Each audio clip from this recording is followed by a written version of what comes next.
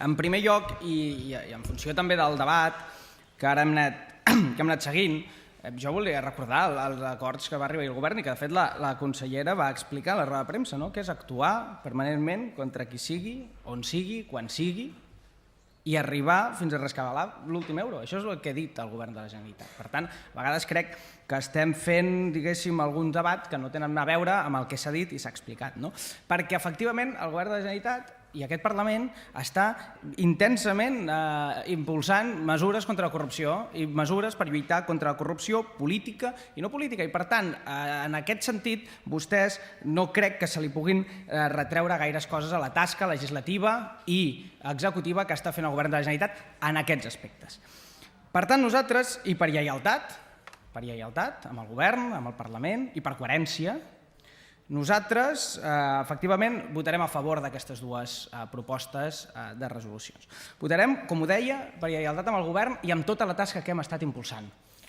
Votarem per coherència també amb el Parlament, amb les mesures que s'han impulsat a la Semcort, que hem estat treballant durant més d'un any en aquest Parlament, però també amb la moció que vàrem votar en aquest Parlament el mes de juny, en la qual, per unanimitat, per cert, vàrem tramitar en funció justament de les acusacions al respecte. I votarem també per trajectòria. I aquí em dolen especialment les paraules de la senyora Arrimadas, perquè crec que vostè no entén gaire d'història, si m'ho deixa dir. Jo milito i tinc l'orgull de fer-ho en un partit que durant 86 anys d'història i de trajectòria no ha tingut ni un sol cas de corrupció. Mai. Per tant, la trajectòria, senyora Arrimadas, en té molt tranquil en aquest sentit, perquè sempre hem estat compromesos amb la lluita contra la corrupció. I sap què? Doncs potser vostè podria repassar qui va impulsar la comissió d'investigació del cas Palau en aquest Parlament, fa ja uns quants anys. Vostè podria saber qui va ser l'únic partit que es va oposar a la construcció de l'Hotel del Palau en el seu dia.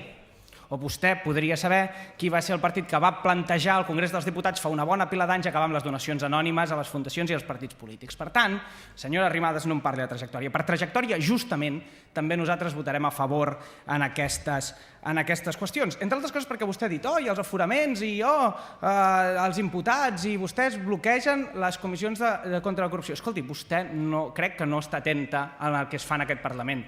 Potser vostè està centrada en el monotema. Crec que vostè s'està centrant en el monotema perquè Junts pel Sí, tot el grup hem votat a favor de limitar els aforaments polítics. Hem votat a favor d'evitar, diguéssim, que els imputats estiguin als càrrecs de representació política. Per tant, jo crec que vostè s'ha d'informar.